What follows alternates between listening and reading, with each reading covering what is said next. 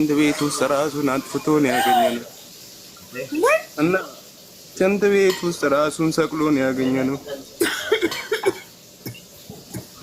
እና እንትን ችግር አለበት ልጁ። በቃ ብዙ ነገር ቤት ያሳስበዋል። ምን ይላል ከመጣ 4 ወሩ ነው። እንደዚህ ሰርቼ ነው ወይ ይሄንን ነገር እንትን ምለው እያለ በጣም ጭንቀት ውስጥ ነበር እና ያው ሁሉ ነገር በቃ እንትን አላልንም። እንደዚህ ያደርጋል ብለን እኛ አላሰብንም ነበር። ስንመጣ ሽንት ቤት ውስጥ ራሱን ሰቅሎ ነው ያገኘነው። በቃ ፖሊሶች መጡ ይዘውት ሄዱ። አላህ በቁርአኑ ነግሮናል ምክንያቱም በጎሳ በቀለም ለያይቶ ውስጥ ራሱን ሰቅሎ ነው ያገኘነው እና እንትን ችግር አለበት ልጁ። በቃ ብዙ ነገር ቤት ያሳስበዋል። ምን ይላል ከመጣ 4 ወሩ ነው። እንደዚህ ሰርቼ ነው ወይ ይሄንን ነገር እንትን ምለው እያለ በጣም ጭንቀት ውስጥ ነበር እና ያው ሁሉ ነገር በቃ እንትን አላልንም። እንደዚህ ያደርጋል ብለን እኛ አላሰብንም ነበር። ስንመጣ ሽንት ቤት ውስጥ ራሱን ሰቅሎ ነው ያገኘነው። በቃ ፖሊሶች መጡ ይዘውት ሄዱ እና ቢያንስ በቃ አስክሬኑም ቢያንስ ይሄዳል ብለውናል።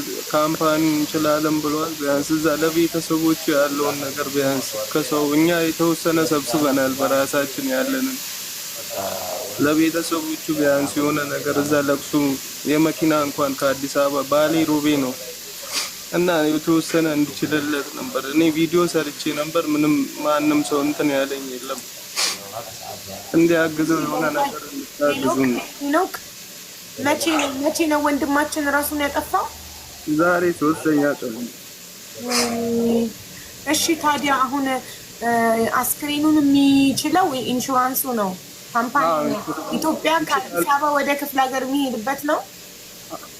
ባሌ ሮቤ ነው የሚሄደው እና ለቤተሰቦቹ ቢያንስ የተወሰነ የሚሆን እኛም የተወሰነ ትንሽዬ ብትሆንም ሰብስበናል። አይበቃም። በቃ ያን ትንሽ አግዙ ነው። የት ሰፈር ነው?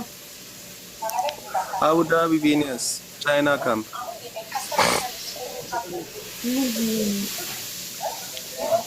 አቡዬ ወደ ከአዲስ አበባ ክፍለ ሀገር ለመሄድ የሚደረገውን ነገሮች ተስፍሽን ጀጎል እሱን ሼር አድርጊልኝ።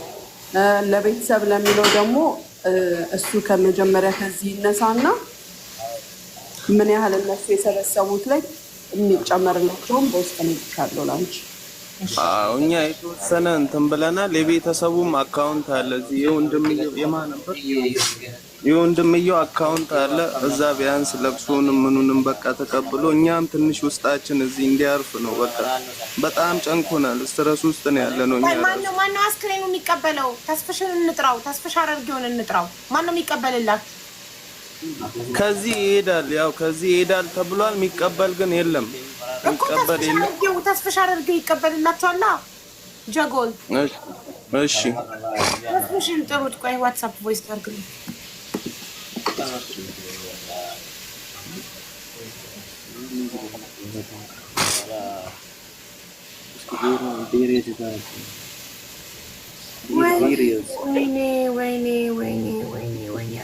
ወይኔ አገሬ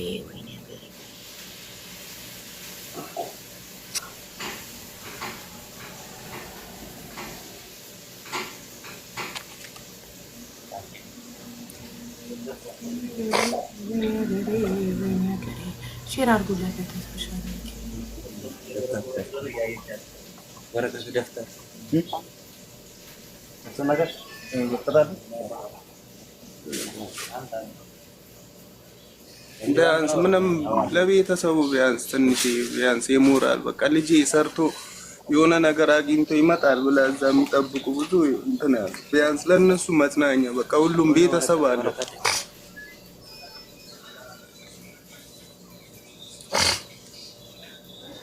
ሁላችንም ተስፋ አለን። ተስፋችን ቢያንስ እሱ የሆነ ነገር እንትን ቢል ሞራላችን ቢያንስ እንትን ይላል። በቃ ቻሌንጅ ብዙ ቻሌንጅ ያላየ ነው። የ19 ዓመት ልጅ ነው። እድሜውም ትንሽ ነው የሞራል እንትን ሆኖበት ነው በቃ ራሱን እንትን ያለው።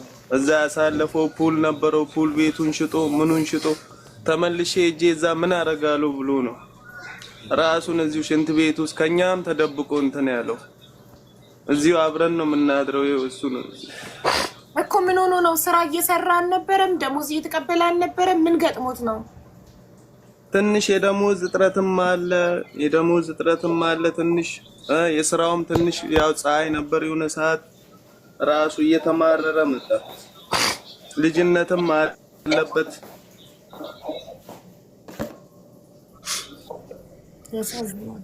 በእውነት በጣም ቢያልፍ እችን ሰዓት ቢያልፍ በቃ የወደፊት ያለውን እንትን አላለም።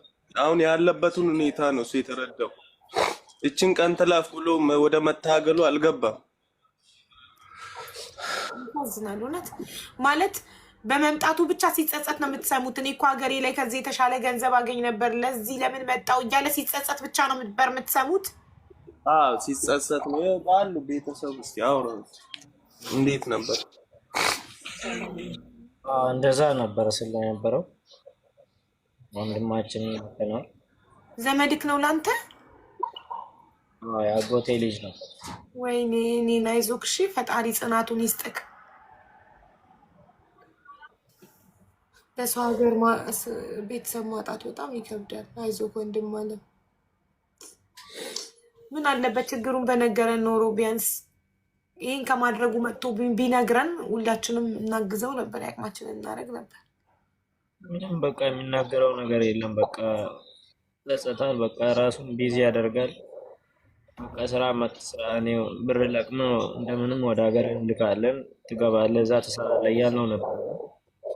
በቃ ልክ አንድ ቀን ከቀረ በቃ ቅጣት አለ። በጣም ያስፈራራሉ። እኛ ያለንበት ካምፓኒ በጣም ከባድ ነው። ከሌሎች ካምፓኒ በጣም ለወረደ ደሞዝ ነው የሚከፍለው። ስለዚህ በቃ ብዙ ልጆች አሁንም እሱ ብቻ ሳይሆን ተኝቶ ያለው አለ። አሁን ታሞ በቃ ስራ አይገቡም፣ ደሞዝ አይሰጣቸውም። 200 የሚከፈላቸው አለ። ወር ሙሉ ሰርቶ 20 ብር የገባለት አለ።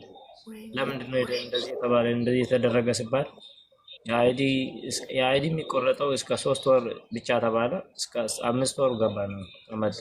እስከ 5 ወር ይቆረጣል። የማይቆረጥ ነገር የለም። ስለዚህ በቃ ያስፈራል። የአይዲ ብለው በየወሩ ከደሞዛችሁ ስንት ይቆርጣሉ? በወር ይቆርጣሉ። ከ3 ወር ብቻ ነበር የሚቆረጠው። እስከ ዛሬ ድረስ ይቆረጣል። እና ኢንሹራንስ ተብሎ አንድ ሰው ታሞ ሆስፒታል ከሄደ ደግሞ ከዛ ላይ የሚቆረጣል። እዛም ደግሞ እንደገና ይከፈላል ካሽ። በቃ ያስፈራራሉ። በቃ ታውቂያለሽ፣ እጅግ በጣም የሚያሳዝን ነገር ነው። ጭንቀት ያስፈራራሉ። ያ ጭንቀት ለቀቀባቸው። ያጎትክ ልጅ በእድሜም ትንሽ ስለሆነ ጭንቀቱን መቋቋም አቃተው። ፓስፖርታችንም ተይዟል እነሱ ጋር ያለው ፓስፖርታችንም ይዘው በቃ ምንም ማድረግ አንችልም እኛ ወደ ህግ አካልም ለመሄድ በቃ ያስፈራራሉ። ልጆች ደግሞ በቃ ስራውን በጣም ከባድ ነው። ደክሟቸው አንድ ቀን ከቀረ ሰው በቃ 2 ቀን ያባዛሉ። በቃ ይቀጣል። አብሰንት አለብህ ይላሉ። ከዛ ራሱ ይቆረጣል 500 600 ከዛ ደግሞ ራሱ ይቆረጣል። በዚህ በቃ ብዙ ልጆች አሁንም ተጨንቆ ማለት ነው ቤት የሚውሉታል። በቃ አሁንም ብዙ ሰው አለ እግዚአብሔርን ራሱን ሊያጠፋ የተዘጋጀ። እግዚአብሔር ከዚህ ብቻ ያውጣል። በዚህ ፀሐይ በዚህ ሙቀት ኮንስትራክሽን እየሰሩ ደሞዛቸውም ጠብ ማይል ከሆነ ምን አይነት ህይወት ነው? በጣም እኮ ከባድ እኮ ነው ጋይስ፣ በጣም ያሳዝናል። እና ወንድማችንን በዚህ መልኩ ነው ያጣነው። አይዞህ እሺ፣ በጣም ከባድ ነው። ትልቅ ጸጸት ነው። ቢያንስ በህይወት እያለ ተናግሮ ቢሆን ይህንን እርምጃ ከሚወስድ ችግሩን ለእናንተ ነግሯችሁ ቢሆን እናንተኛ ጋር መታችሁ ያቅማችንና አሁን ምን ዋጋ አለው? ሄደ እሱ የማይሆን ውሳኔ ወሰነና ሄደ። ፈጣሪ ነፍሱን ይማረው። አይዞህ ካንተን በርታ። እንግዲህ እምቢ ብሎ ከሄደ ከኛ የሚጠበቀው አስክሬኑ በሰላም ቤተሰቦቹ ጋር እንዲደርሱ ለማድረግ ነው። ካምፓኒው ይችላል፣ ኢንሹራንስ ይሆናል ብላችኋል። የትራንስፖርቴሽኑ ደግሞ ስንት እንደሚፈጅ ከሰባሰባችሁት ላይ ስንት እንደሚያስጨምር ሙኒት ትነግረኛለች ውስጥ ወይም ተስፍሽም አለ። ያው ተስፍሽ ወንድማችን ያግዛችሁ።